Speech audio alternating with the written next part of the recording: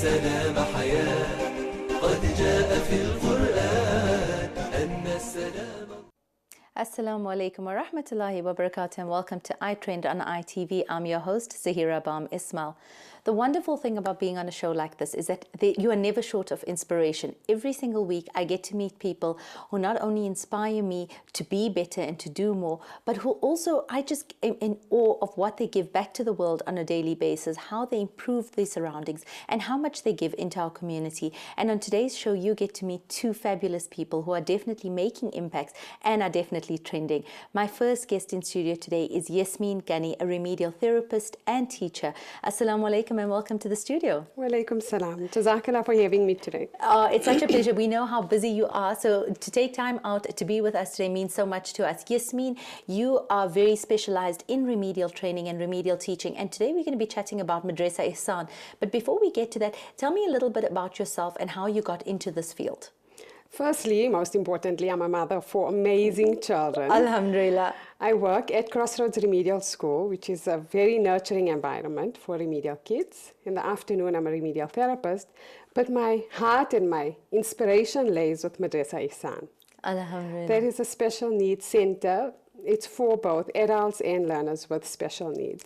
Tell me about why in education, for many of the people watching, many of our young girls are going, and the boys are becoming teachers and that. Why become specialized in remedial teaching? Is there a strong market for it? Is there something that we've missed out on before? Or is it just something that we're only paying attention to now because we're seeing so many things come up? I think there's such a huge gap in education. We cater for those that fit into mainstream, and then we cater for those that have remedial backgrounds. But we don't cater or specialize in those that have special needs. So they don't fit in either mainstream or remedial. And especially with our Muslim community, there are some Christian-based schools, but there's nothing for our Muslim learners where they can go to and their parents can feel that they are in a safe, supportive environment. Was this the reasoning behind starting up Ihsan as well? So Ihsan started off with a lady, and she was looking for the right environment for her son. She couldn't find something, a Muslim environment, an Islamic-based school that catered for her son, and that's how it started. She wrote an article about her son and her journey and how tough it is to find something out there. I was in Hajj at that time, and my sister had read the article, and when she read it, she thought that that would suit me perfectly because they were looking for a teacher. So that's how I joined Madrasa Ihsan. And that was 10 years ago? That was 10 years ago. I was the teacher there, or the appa, if I may call it that, and we started with 3 learners in a small classroom, which a very kind sponsor had given us the classroom to use. And that's how we started. And in terms of where you've seen it grown in the 10 years. I mean, first let's just give our viewers a little bit of insight in terms of special needs. You're talking about learners with cerebral palsy, autism, Down syndrome, or a range of difficulties. A range of difficulties. All right. And I think, you know, for me, what's important is that families understand and realize that they've got that supportive network, that there is a place that they can go to or that they can call on. How have you progressed in the 10 years? Because you are a very instrumental part. You're one of the founding members of Ihsan. You're one of the trustees of Ihsan as well. How has it grown in these 10 years? So from having 3 learners in one classroom, over this 10 years, we've hosted parent support groups and we've hosted training for teachers. We try to get our parents more involved. A lot of them need that support for having their kids there. We've also run workshops where our learners have made things to sell. And alhamdulillah, with lots of fundraising and very generous sponsors in our community, we've managed to raise funds and we've bought our own premises. Alhamdulillah. Yeah, and this is the 10th year, so it's our 10th year anniversary. We're very excited and moving into our new home.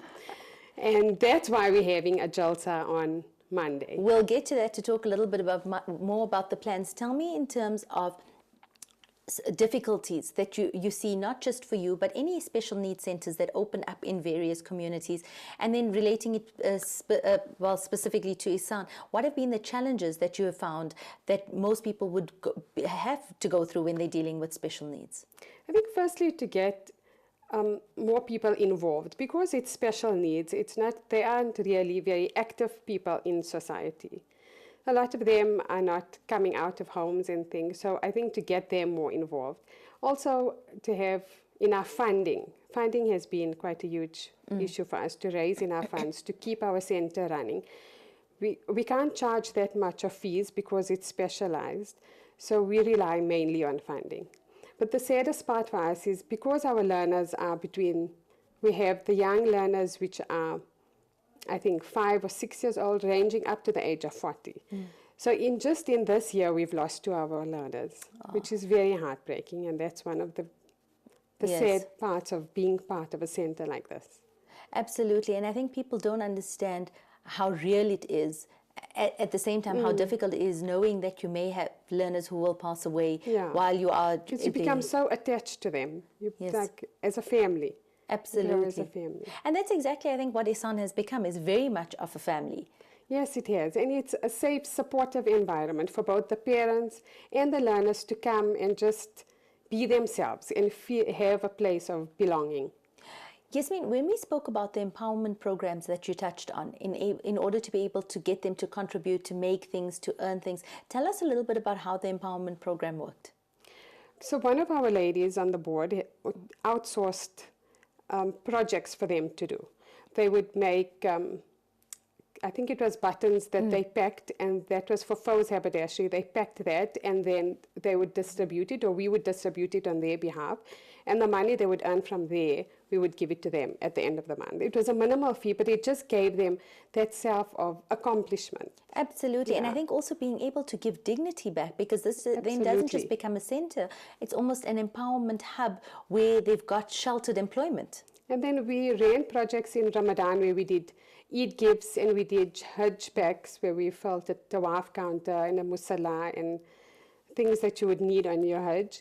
They would pack that, and then we would sell it on their behalf, and from there they would earn a small salary. Fantastic. And I think that's a remarkable way to give back to others as well with dignity. How was the response then from families and from the community in terms of doing projects like that? Oh, we had a wonderful response. The parents were all on board, and they used to come and help, even if it was in the afternoon or Saturdays. The community was very supportive, just knowing that it was a special needs center. Fantastic. And I know that there's a lot of support. As you mentioned, you've got to rely a lot on sponsors, you've got to rely a lot on donors to ensure that schools like this or centers like this remain flourishing long after everyone is gone, because there'll be a lot of other people in our communities who do have special needs, and we need to cater for them. How has it been in terms of getting other schools support? Because the one thing that I always is a big thing for me is about a sense of belonging and a sense of fitting in, and making sure that people feel like they belong to a community. And I know the Ihsan and Apex relationship has gone on for many years. Tell us a little bit about that. Apex very generously offered us to come aboard on their sports day. This gave our learners a feeling of belonging, so they belong to the bigger society. Apex has the annual sports day, and they've asked us to join. So our students just prepare 2 or 3 races, and then we participate with them. The learners at Apex are absolutely amazing. They always cheer our learners on, and they make us feel so welcome. But besides Apex, we used to have workshops with other schools in the area. So just to get everybody on the same page, and we would get in specialists like occupational therapists and speech therapists, just training us on how to teach these learners and how to help them reach their full potential. Take us through a day at the center, from how it would start to the end of the day. So the learners would arrive in the morning, and they just have free play where they build on their perceptual skills, building puzzles and doing beading. And then they would go outside for some gross motor activities. But we largely include daily living skills. So we would teach them when entering the toilet what dua to read, how to enter the toilet, etiquettes of eating. They would run their own tuck shop, so they get that feeling of entrepreneurship, buying and selling. We incorporate speech therapists come in and tell us how to include that into our syllabus, as well as occupational therapists. So they're getting the therapy included into their daily activities in class. And we also do salah for Zohar, so they make wudu and then they read salah as they could. Just before we go to an ad break, you mentioned also about Salah and incorporating an Islamic perspective into that. How have you incorporated the therapies into an Islamic perspective and into an Islamic curriculum? That's a tough one. Well, the therapists come in from that Islamic background as well.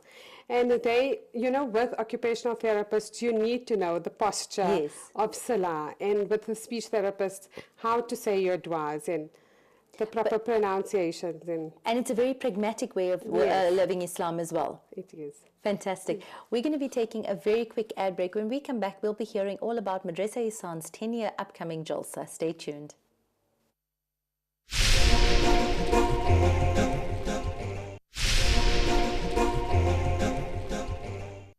Assalamu alaikum wa rahmatullahi wa barakatuh, and welcome back after that ad break. We are chatting to Yasmin Ghani, a remedial teacher and therapist, and one of the trustees and founding members of Madrasa Ihsan, a special needs center based in the Crosby area that caters for adults and children with disabilities. Yasmin, we were chatting about how far you've come, what has been the progress in between all of this. One of the things that you mentioned before the ad break was the difficulty in fundraising, how you need to get sponsorships to keep this afloat. But you've also just mentioned that it's the 10th year and you now have a home. Yes. So tell us about the process in terms of being able to get this home to open up for learners. We did quite a few fundraising events. One of the major ones 2 years ago was the nationwide cake sale. So all suburbs around took part, and we managed to raise about 800,000 from this. Fantastic. People were very generous. They would just come and donate cupcakes, and then we would resell it from there. The 500,000 was from the cake sale, and then 300,000 we got from donors and sponsors in the area. Alhamdulillah. And then we also ran an art competition. So we gave the people a theme, and we age that we wanted to participate. The themes were just like love and peace and kindness, and they had to send through their art. It went through a process of selection, and the winner from there became the ambassador for Fantastic. Ihsan. So those were the types of fundraisings we did to get us to the point of purchasing our premises. Absolutely wonderful. And I think people should never discount how much has to go in to keep the place running in the background as well. It's a strong team behind there. Yasmin, tell us about the 10th year Jalsa that's coming up. We're very excited about our Jalsa. It's on Monday, so it's not a long time from now. All the preparations are on its way. We do have our learners that are going to do participating in 2 events. Yes. They're going to be doing a nazam and just a short play. It's a highlight for them. They look forward to it, and it's for them to showcase themselves. Absolutely. It's a very emotional time for all of us. I think we all end up crying at the event. We're happy and we're so emotional at the same time. So they will be doing 2 things. And then we also have Auntie Hawa from Training Excellence who will be coming to do a motivational talk for us. And she's fantastic. She is. So we have a wonderful program ahead on that evening. It's at in Fordsburg at the Palm Continental Hotel. So for people who want to, why would you want the general public to come through and to be part of it? Because very often somebody may be watching and saying, but I don't have kids who are special needs. There's no one in my family that's special needs. Why should they come to this Jalsa? Why should they come and support you? I think we just need to create that greater awareness of people that are different from us. And we need people to know that they are still Allah's creation and they are a blessing upon us. And it's not that they are different so they can't learn or they can't be a part of the community, because our motto is that every child can learn and every child is our child. And I think for all teachers out there, they need to be exposed, not only teachers, people out there, they need to be exposed to differences. Absolutely. And I think you touched on a very strong point when you mentioned every child is a child that can learn. And I think very often I always say that the true mark of a phenomenal teacher is a teacher who is able to adjust their teaching styles so that every child in their classroom is able to learn. Absolutely. So what we do at our center is we look at each child individually and we set goals for them that they are able to reach. Whether we have to chunk it into bits, but they need to be able to feel that accomplishment. And we also look at ways that they learn. Not every child learns the same. So they might learn through visual perception, through auditory, through tactile. We go and we investigate ways of teaching them to help them learn through these ways. So it's very different from a normal school because we learn through play and we learn from touch and we learn from hear. Absolutely, and I think to be able to incorporate these therapeutic skills into a syllabus means they get this on a daily basis, and yet you're accommodating to make sure that everybody gets access to it by keeping fees at a minimal and raising funds to keep this afloat, which is fantastic. So that's why we rely so much on our sponsorship. So if you are around the Johannesburg area, please do get in touch. Go and support the Jalsa. Be there. I'll definitely be there as well. And if you're not around Johannesburg, still get in touch with the centre, with the trustees, with Yasmin, and figure out how you can participate and lend your support as well. Yasmin, when working with special needs, when you look at the people that are involved in it, it's something that's personal for each one. It's something that they feel strongly about, because I think education is one aspect, but to be able to survive in a setting like that, you have to have compassion and empathy. What is it for you that keeps you as a part of Ihsan on an ongoing basis? I think it's very personal for me, just being able to help the child holistically. So not only, like you said, helping them in the education side, but also helping them emotionally and just giving them that sense of belonging.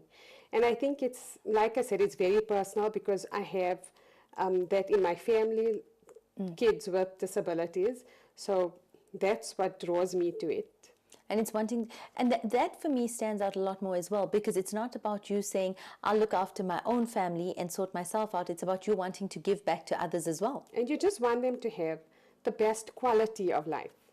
You know, they might come to the center and not learn anything, but they have the best quality at the end of the day, as much as we'd want to give our own kids. Absolutely. We want to give back to them. That's pretty remarkable, and to still want to give back and make sure other people feel the difference as well. Yasmin, working in this environment for the last 10 years, what has been one of the highlights for you, and maybe even some of the challenges for you? Like I said previously, the challenges were losing our learners. I think that had a major impact on the other learners as well, because they find it difficult to understand what has been happening. But the highlight is being able to see it grow from strength to strength and knowing that you're doing something for the greater good, you know, giving back to the community. And we're also very lucky to have such giving people in our community. Absolutely. And I think we can never discount how generous our community is. Absolutely. And how much people are willing to assist. Even if they're not able to be there, they help in whichever way they can. Like the IMA Medical Association. So they give free medical treatment to any of our learners, you know, because with disabilities comes so much of medical issues that need to be seen to, like their hearing and their sight, and just when they're sick or specialists, and the IMA has come on board and they offer our learners the free medical. Alhamdulillah. And I think that makes a big difference, especially for families, when we know, in just having our own children, how expensive things are generally, and then to have a child with special needs, the expenses increase tremendously. And I think this just eases a little bit of that strain. It helps the parents. It gives them that peace of mind that not only is my child being seen to in his educational needs, but also his emotional needs and his medical needs. We also have the Teddy Bear Clinic, Auntie Shaida Umar, who helps us with a lot of our difficulties around emotional. And I think you mentioned Auntie Shaida Umar, and the one thing also that for children with special needs is how vulnerable these children are to all forms of abuse. And I think that's something that you target as well in teaching them how to look after themselves and how to be protective of themselves. Yes, that's what Auntie Shaida Umar comes and she gives them a talk as well. It's quite hard for them to understand that concept, but what she has been very actively involved in is helping our learners deal with their emotions. They can't always name their emotions. They can't always tell us how they're feeling. They can't verbalize it, so she helps us through that process. And with our learners that we've lost, she's come and helped us through that as well, helping our learners deal with that and accept it. What I love is you mentioned the groups like the IMA, you mentioned Auntie Shaida Umar at Teddy Bear Clinic, and they're truly people of excellence in their fields, including Auntie Hawa, who's coming to speak at the Jalsa. And it's remarkable, and it's such a sign of, I think it's part of who we are as Muslims to always be associated with excellence. And that's remarkable. Yasmin, where do you see the vision for Ihsan going forward? Since we've managed to purchase our properties, our next step is to grow from there. Ideally, we'd like to build on and make place for more classes, so we could include learners not only with special needs, but also remedial learners. At the moment, our center is a place where a child can come who doesn't fit in anywhere. So we'll never turn a pupil away and say, the center is not for you, because we cater for everybody. And that's why we need our premises to grow. We'd like to have a therapy section where therapists can come and maybe use a section from there where our learners could get more therapy, although they do get therapy now, but more ongoing therapy. Yes. We'd like to include more classes for babies and also have a mother and baby workshop, because I know initially it's a very hard time for parents to accept when their babies are born and then they realize that they have special needs. So we'd like to run a workshop for mothers with new babies and special needs. And this was something that was initially done at the center. It was initially done, but I think because of resources and manpower, we couldn't carry on with that. So we'd like to restart that as well. That's a lot to be able to give back. But sitting at home, and I think if there are any families with children with special needs, it almost becomes a comforting aspect to know that something like this exists. Yeah. What is your advice to families with children with special needs? I would just ask them to take them out and expose them more and let them just be as they would treat any of their normal kids. Let them just take part in activities, let them visit, or come to the center and join us. So even if it's just to spend the day and just give them, maybe they'll find a friend or a feeling of comfort. So just to make their lives a better life. Absolutely. In terms of those who are not around the Johannesburg area, how do they get in touch with you or find out more about it? Or even for people who already have special needs centers, who'd like an adjustment to their syllabus or would like advice, or how would they be able to get access to the center or to you directly? So we all have our email addresses on the website. Our website is updated very often with our activities and our fundraising and hopefully our workshops that will be coming up next year. So we'd like to invite all schools or special needs centers to come and join us on that. And you are also on social media profiles on... So we're on Instagram and Facebook as well. Perfect. So if anyone is looking for you, it's under Ihsan, IHSAN, and they can find you on Facebook and on Instagram. Fantastic. Yasmin, I think what you're doing is truly remarkable. It's so selfless, and may Allah subhanahu wa ta'ala bless you consistently in the efforts that you make over the last 10 years, and may He give you many more years to be able to continue making the impact that you do. Jazakallah for giving me the opportunity to showcase our center. An absolute pleasure. So if you are looking for what's trending and where to be, next Monday is the place to go and show your support for special needs in our community. Attend the Madrasa Ihsan Jalsa. I have been there, and I promise you it is something that is so special. It will truly change your heart, it will stir your soul, and it's something that changes the way you look at life. I always say that no matter how many things go wrong around us, when you walk into a center like that, you feel like all is right with the world, because the people that you are surrounded by are people who are guaranteed Jannah. So make a plan, make an effort, make the time, take a little bit of time out of your comfort zone to give back to someone else. You can contact the Ihsan Center. Our producers will give you Yasmin's details should you want to get in touch with her directly, or you can contact them via their social media profiles, as Yasmin had said. Please stay tuned. When we come back, we have our next inspiring guest on air.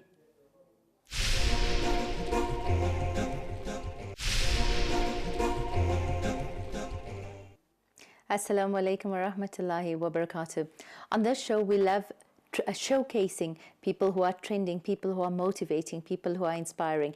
And one of these remarkable individuals who we're seeing all over social media at the moment is none other than Bismillah Suleiman. Assalamu alaikum and welcome. Walaikum salam, Auntie Zaheerah. Thank you for having me. I'm so honored to be in your studio. It's such a pleasure to have you here. Bismillah, I'm seeing your name all over. We're seeing that you are one of the new up-and-coming nasheed artists. But I want to know, before we even talk about who you are, what you're doing, and I'm sitting here with this amazing debut CD that you've launched, tell me about who Bismillah is. Well, you know, it started a long time ago. I think back in 2006 when I first performed, you know, it was at a family wedding, a family function, you know, just social events, you know, and alhamdulillah, it led up to bigger things. So I'm really grateful, you know. I want to start off by, you know, just giving praises to Allah subhanahu wa ta'ala. You know, he's blessed me so much, and I really can't be, you know, grateful enough for the support that I have been receiving, you know, through my journey. So yes, as I said, 2006 it began. I performed at a small wedding, and from there, you know, people were saying, you know, why don't you take this up further? Why don't you do something with your voice? You know, try to inspire people. And ever since then, you know, it's been my motto to inspire people, rather, you know, to work for a cause rather than applause. So I've really always been motivated to do so. And alhamdulillah, you know, 2015 came, we began recording the debut album. It started there, you know, alhamdulillah, for 2 years we've been recording the album, and alhamdulillah, earlier this month we've released it, and you know, I've been so excited. The journey has been absolutely amazing.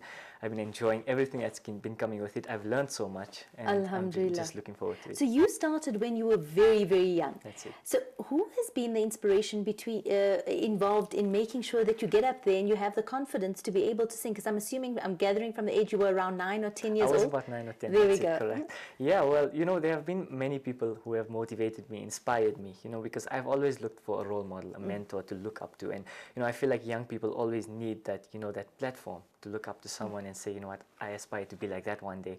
So alhamdulillah, you know, I've looked up to many local artists, you know, naming Zain Bika. I've looked up to the, you know, the more modern artists such as Mahir Zain. Alhamdulillah, I've got a chance to work with Zain Bika on stage. It's been absolutely amazing. He's a gem of a person. And, you know, behind his music, there's so much of messages, so many things. And more importantly, you know, behind the music itself, you know, behind performing, behind enjoying yourself, you know, there's always something you can do with nasheeds. You know, I looked up to Zain Bika because, you know, he's always partner with charity organizations, you know, Islamic Relief, all these amazing organizations. And I looked at myself, you know, I said, I wanted to be a performer, I wanted to enjoy myself, but at the same time, I want to do something that gives back to the world, gives back to the community at large. So, you know, I feel like there has been many inspirations, but for me, you know, to get to work with someone of that caliber, it's been absolutely amazing, and I just want to thank him for all that. No, there's no doubt. I think Zain is an absolute legend in his own right, but what's remarkable is how much he gives to new nasheed artists to help them grow as well. Which brings me to my next question. We often are very critical that we say our younger generations are very entitled, they're very self-absorbed, they're busy doing their own thing. Of course. You've mentioned two things that are very important for me. Number one, about being associated with giving back and being associated with causes. But before I get into that, I want to ask you, why nasheed artists? Why go down this route? You can easily have said, I'm going to go into a singing career, I'm going to do this or that.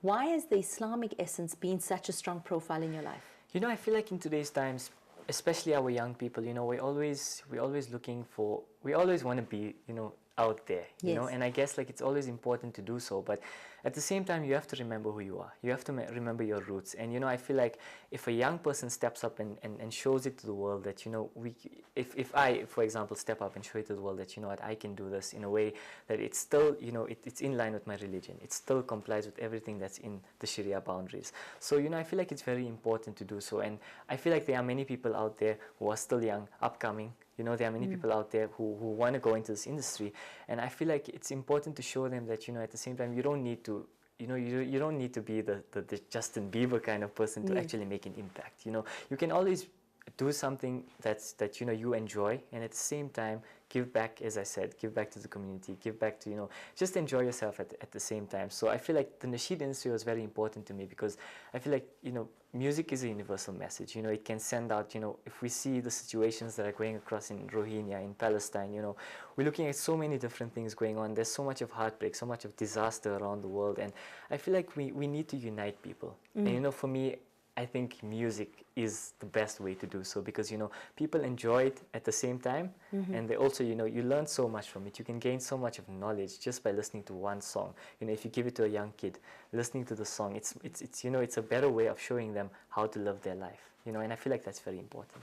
Bismillah, you're a young man with wisdom far beyond your years, because when I listen to you speak and I listen to you giving back to others and listening to you talk about the messages behind what you're putting out there, there's a lot of wisdom behind that. There's a lot of inspiration behind that. And like I said, there's a maturity that's far beyond the years. May Allah always keep you like that and take you further along the way as well. Thank you. Who at this point, I know you mentioned from the nasheed point of view that Zain has been instrumental in being this mentorship for you. But in terms of who you are as a person, who are the people that surround you because you talk about having friends and giving out this message, and I'm quite certain that having the right people around you always impacts on who you are as a person as well. Most definitely. Tell us about who are the people that inspire you. You know, there are so many people.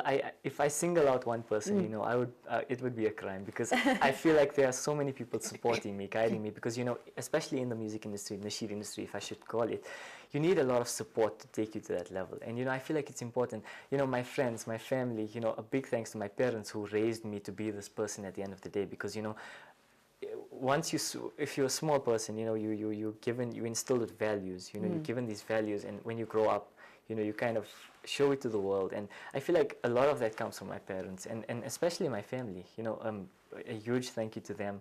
I can't be more thankful to them. You know, especially my friends, you know, they've shown me so much of love. You know, I remember the first time I performed at a concert, they all came, and, you know, it was just so amazing to see everybody in the crowd, my family, my friends. You know, it was just absolutely amazing. And I can't really, as I said, I can't single out a single person. I think you're truly blessed to have that much of love and support around you, because it's very seldom that people want to see other people grow and to see them succeed. And the one thing that I said to him is that I've yet to see a brother love a brother the way his elder brother loves him, because he called and messaged and emailed, and he really promotes you in such a wonderful way. Alhamdulillah. May you always be surrounded by that. Ameen. Tell me a little bit about this album. This is your debut album called Guidance. I know that when we spoke about it, I heard a few of it. I was stalking your profile just to go and see what we were in That's for. no problem. The wording behind a lot of it, has that been very particularly done? Is that what took so long? Is that why it took 2 years to get this done? Well, you know, many artists focus on the melody. And for me, the melody is a very important part, but I feel like the message behind it, especially in the nasheeds, as we were talking, you know, in mainstream music it may be very different, but in the nasheed industry, the words are very important. I feel like I had to portray the good message out there, you know, I had to put a positive, a strong message out there, something that people can, you know, listen to every day, whether it's on the way to work or, you know, in the car, going to the gym, whatever it is, you know, gaining some inspiration and some motivation. And alhamdulillah, the album was inspired, you know, when I was about 8 years old, I lost somebody very close to me. So, you know, I feel like that moment in time, I was feeling down and I needed somebody to lift me up, you know, and I turned to nasheeds, I turned to music, and I found that the best inspiration, the best motivation I received was through listening to these music, listening to nasheed in particular. So I feel like I had to, you know, I feel like there are many people, as you were saying, posting on my social media and receiving feedback. There are so many young people, more importantly, facing similar challenges, you know, the loss of a loved one, the loss of a sibling or family friend or whatever it is.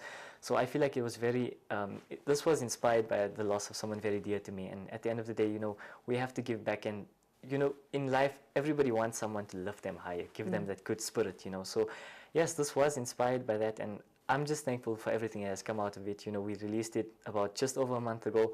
The feedback has been absolutely amazing. I've been just enjoying myself performing and just, you know, selling the album.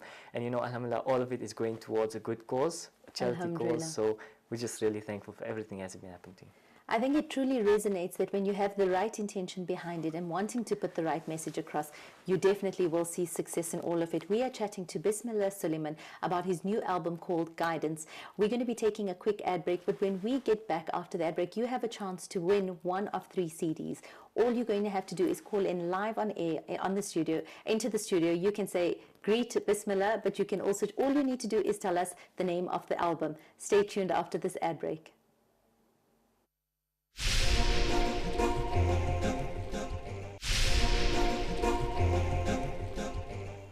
Assalamu alaikum wa rahmatullahi wa barakatuh. And while the phones are going crazy, we are back in studio again with Bismillah Suleiman, who has just launched his debut album called Guidance. I think we have a caller on the line. Assalamu alaikum. Assalamu alaikum. Caller, can you hear us? I think while they sort out those phones, I think you're getting calls literally internationally from South America to be calling in to say to congratulate you on the album. Bismillah, when we speak about your album, about where you've come to, I listened to the maturity and the insight in terms of how you've grown over these years, how long it's taken you to do this album. But there's also so much more that comes with it. And being a 20-year-old out there, things are very different from when it was even 10 years ago, where your profiling is greatly on social media platforms. Of course. How have you been able to manage that with being a very public figure now, with having your private life also out there? Because like any 20-year-old, you also have your friends and you have a social life. Of course. Yeah, well, I feel like social media plays a very big part in advertising. It plays a big part in, because, you literally post a picture and in a few seconds it can go to around wherever, Yes. It doesn't matter where it is. But yes, there's always down periods and stuff, because you receive these comments, or you receive... Which is, I was going to just ask you, is how do you manage being a public profile, being very young, which no doubt also comes with, we all want acknowledgement and validation, but it is difficult sometimes when you read a lot of the negative criticism as well. And have you been getting a lot of that as well? I must say that many people have been supportive. I must say 90% of people are so supportive, and I really appreciate that. And at the same time, those who aren't, I appreciate that, because I mean, you have to create this kind of balance in your life, and I mean, these comments, I don't really take it to head. I mean, it comes and goes, and whatever it is, it's all part of the journey. It's all part of a learning process. It teaches you who you are. It teaches you to grow. It teaches you to be, to rely on your inner strength and just show what you have. And I mean, if you're doing good work, if you're showing the world that you're capable of doing something, it's better than making a change and sitting there at home. So I feel like it's very important to showcase yourself wherever you are. If you're a young person, don't be afraid of failure, because I feel like many young people are afraid to fail. And personally, when I began this album, I had I didn't know what to expect. I didn't know what was going to come out of it. I didn't know if it was going to be a success. Alhamdulillah, I'm not saying that it's a total success, but I must say that Alhamdulillah, we've reached such a point that I can say I've accomplished my goal. So it's about being happy, it's about inner happiness, it's about showing yourself and showing who you truly are. And I mean, at the end of the day, people, there's always, people are entitled to their own opinion, but Absolutely. You have to showcase who you are. That's it. And you take what you can from it and you leave what doesn't work for you. And I think this also shows us that when you do things truly for the pleasure of Allah subhanahu wa ta'ala, how much success comes with that as well. As we mentioned, you can call into our studio. All you've got to do is tell us the name of the album. I'll let you know as well. It's called Guidance. And this is something that is going to be guiding us along our way. Tell me a little bit about where your journey takes you from here. Where do you go from? Where do you see yourself progressing? Well, I'm always asked this question, and it comes up a lot because I feel like with the debut album, there's so much of expectations. People are always, because with music in general, people tend to get bored after a while. So, they're always waiting for new things, music videos or a new album or a new single, whatever it is. But, Alhamdulillah, I have to say that I'm proud of what it's come to. I'm just so thankful for everybody who, has supported me through my journey. But inshallah, I'm just taking the journey one step at a time. Alhamdulillah, I've started to work on new material. Just as soon as the album launched, we began to work on new material, a few music videos and whatever it is. But we're looking forward to greater things. I'm not going to let too many things out of the bag. We'll have to have you back on the show to share that with our viewers as well. Why not? When you mentioned about giving back and giving back into different charities and that as well, I know off air you and I spoke very briefly about where funds raised from this sales of these albums are going to. Tell us about where they're going to, and also why did you make that choice? Well, basically, as I said, I didn't want to be this performer who just performs and enjoys himself and, just gets the benefits for himself. I always wanted to give back. And, I spoke to my family members, and we spoke to a few of my friends, and, I looked for ways to give back to the world, and alhamdulillah, I find that water is a big problem in our country. Many people are walking 10, 20 kilometers a day just to get a little bit of water. And, I feel like we taking that for granted, because, we walk literally maybe not even a meter, to our taps, open it every day, brush our teeth or take a shower or whatever it is. And these people are suffering out there. So I felt like that was the best way to kind of give back to the world. So inshallah, with all the proceeds of this album, we're raising boreholes. Fantastic. The first one's going up in the next few weeks, inshallah. We identified an area just outside of Rustenburg. Alhamdulillah. So we're really thankful for all the support we've been receiving, and without that, this wouldn't have been possible. So inshallah, all the proceeds are going towards a good cause, and at the end of the day, I just want to give back to the community. Alhamdulillah, truly, truly remarkable. When we speak about nasheeds, and we spoke about the fact that you started this part of your journey in 2015 and where it came to, I don't think people understand the amount of hard work that goes in behind the scenes, because all we're getting to see is this young man who's now got a CD and it's being launched. We're seeing you trending all over the social media profiles. We're seeing people talking about you. We're hearing people talking about you. But tell us about the work that's involved behind the scenes, because this is the glory part about it. This is the easy part. True. Tell us what's happened behind the scenes. Yes, so 2015 we began recording. I remember it was at the end of 2015, around December. You know, I was just a regular shower singer, basically. You know, I enjoyed singing and stuff, but alhamdulillah, I've learned so much from the journey, and I've learned to appreciate every single artist, you know, at the end of the day, because there's so much of work to put into this, you know, from recording to production to editing. You know, there's so much of work that goes into it, and I feel like, as I said, I stressed on my lyrics, because for me that was the most important part, because, you know, spreading a message, spreading the deen, you know, and doing everything for the pleasure of Allah at the end of the day is the most important thing. And, you know, finding ways, finding different topics to do that. You know, we have a song on the album called You Left This World, you know, dedicated for people who have, all those who have loved and lost people. We have a song called Unleash the Power. You know, we all have those days where you're feeling down and you're feeling out, and you just want something to lift you.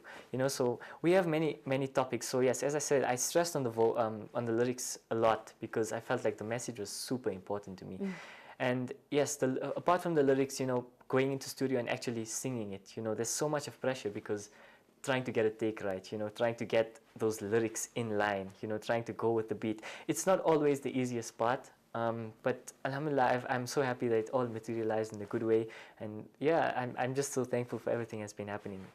And what's remarkable is that you're not afraid of the hard work that goes into it. Well, you know, at first it tends to be a bit scary, because you don't know what to expect, you know, especially as a young artist, especially as a first timer coming into the industry. But, you know, I've looked up to people, and I said, you know, if I'm not going to put in the hard work, you're never going to get anywhere. Yes. You know, so you always have to aspire to be great. And whatever comes out of it, as long as you tried, you know. What would be your advice to other young artists who are sitting here at 9, 10 years old watching you and deciding, oh, if he's able to do it, I may be able to walk down this journey as well? What would be your advice to them? Well, you know, I'm not going to basically give advice only to young artists. You know, I feel like many young people need advice. And the most important point that I focus on is to always be yourself in every situation. You know, whatever it is, whether you're coming into the nasheed industry, whether you're doing something of a different kind of art, you know, I feel like it's very important to always be yourself. You know, a couple of weeks ago, I heard this song called Kun Anta, and in Arabic, it translates being yourself.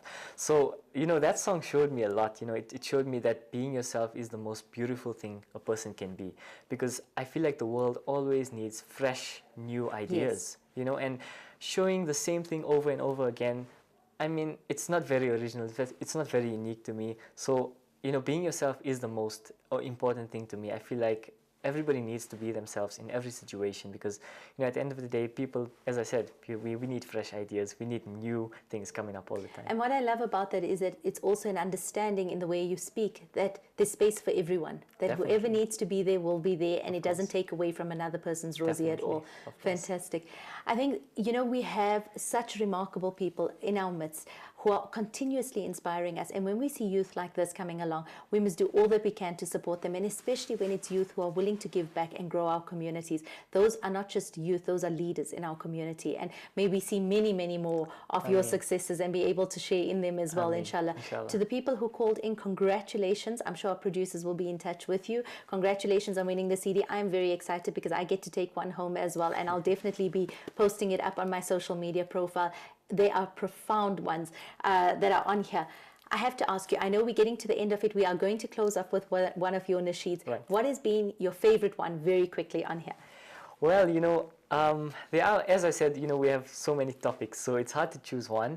But I've always enjoyed the song Unleash the Power, because, you know, I feel like in today's times, there are so many people living with doubt. There's so many people living with negativity. So I feel like, you know, showing that you can be positive, you know, waking up and saying, you know what, I'm so keen to do this. You know, I'm willing to go out there and give my best at whatever I'm going to do. So Unleash the Power, that's, for me, that's one of the greatest nasheeds. So we are going to wish you an absolutely successful unleashing of your power. Ameen. And I think we're going to be playing the nasheed right now, and you'll get to hear one of the songs. It was Oskido, you know. So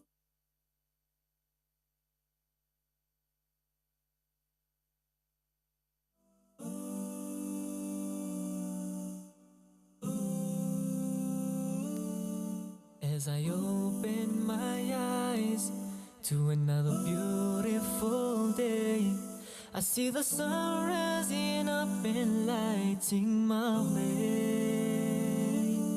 And as I walk through that door to face the world through my eyes, I know that Allah, you will always stand by me.